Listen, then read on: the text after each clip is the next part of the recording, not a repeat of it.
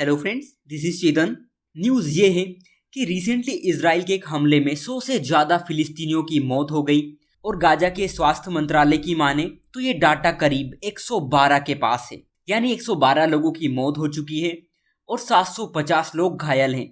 Israel के सैनिकों ने इन्हें गोली से मार दिया है। इसराइल के सैनिकों का ये कहना था कि ये लोग हमारा रास्ता रोक रहे थे।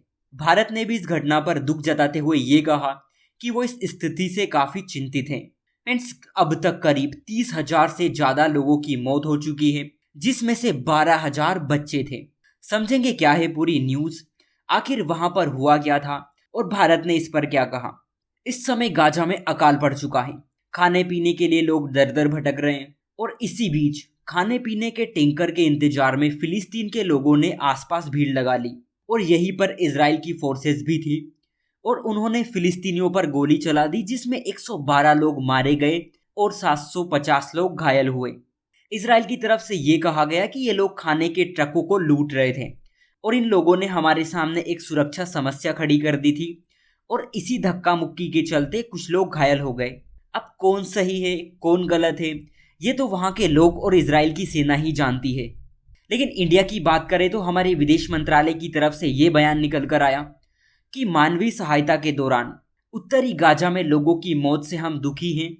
हम मानवीय सहायता के लिए सुरक्षित और समय पर पहुंच की प्रतिबद्धता को दोहराते हैं।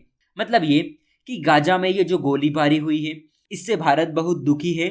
हमारी ये पूरी कोशिश रहेगी कि हम मानवीय सहायता आपको भेज रहे हैं वो सुरक्षित और टाइम पर आपको मिले।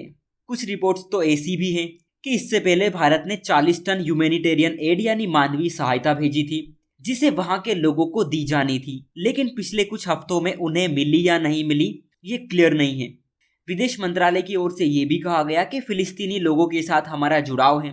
हमने United nation relief and work agency के माध्यम से सहायता भेजी है और आगे भी भेजेंगे। फिलहाल तो वहाँ की जो सिचुएशन बहुत ही ज़्यादा खराब है। अक्टूबर 2023 से अब तक करीब 30,000 से ज़्यादा लोग मारे जा चुके हैं। संयुक्त राष्ट्र का ये अनुमान है कि गाजा में अभी जितने भी लोग हैं वहाँ पर अकाल पड़ चुका है। छोटे छोटे बच्चे भूखे मर रहे हैं। विशेष रूप से उत्तर वाले इलाके में डिस्ट्रक्शन, लड़ाई और लूटपाट के चलते जो सहायता इन्हें दी जानी है वो असंभव है। यानी वहाँ पर गोलीबारी, लड़ाई झगड़े और लूटपाट इतनी ज़्यादा हो रही है कि अब उन तक खाने पीने का सामान पहुँचना बहुत मुश्किल हो गया है। सो आज के लिए इतना ही। Thank you.